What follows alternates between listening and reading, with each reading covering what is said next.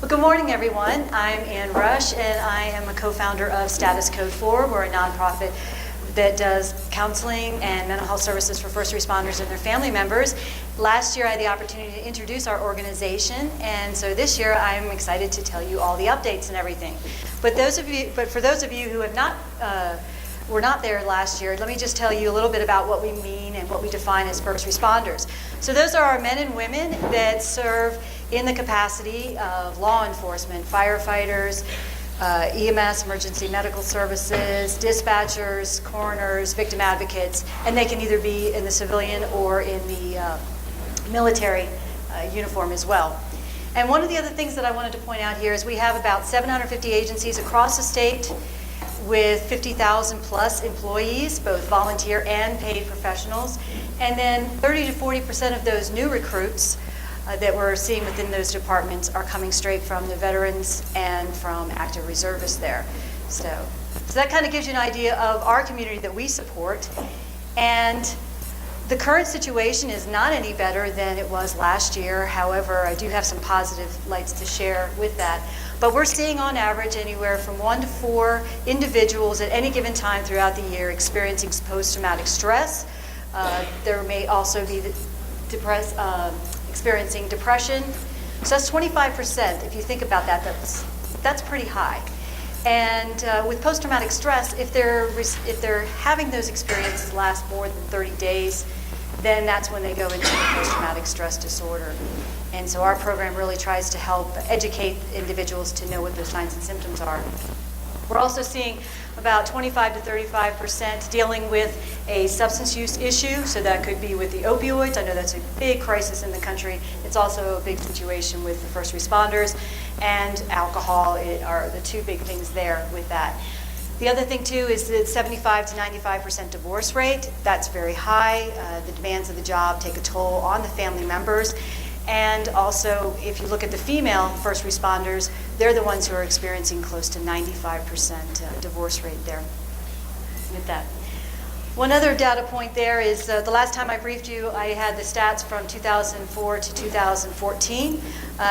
Now I got with the Colorado Department of Public Health, and those numbers don't look any better. In fact, they are worse. And so we're seeing approximately 3 first responders completing suicide every month, and that's just a sad thing there. The other data point is El Paso County is the highest, has the highest suicide rate, and Colorado is number 5th. I don't know why I can't talk, I'm sorry. Anyway, Colorado is number 5 in the nation for completed suicides. So that kind of gives you a picture of the community that we're dealing with and the situations that we have. And that's really why we exist, because we're here to try to remedy this as best as we can.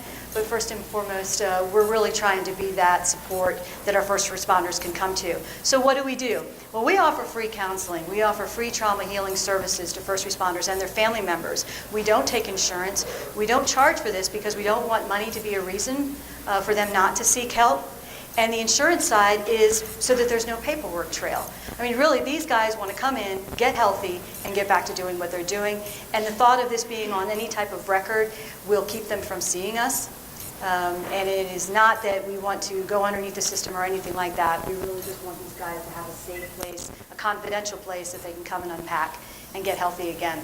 We do a lot of mental wellness education, so this is in the form of signs and symptoms of the diseases, along with resiliency. And resiliency is an awesome thing, and that's something that should be taught at any age. And that's really what gives us the hardiness to get through what we need to get through during the rough times. And then we also offer free mental resources, which are self-assessments, and we have a documentary series that's been seen across the world too, that I'll talk about here. So why SC4? Well, first and foremost, we're first responders, and we're family members of first responders. We know the culture, we get it, and we can relate to it when individuals come in.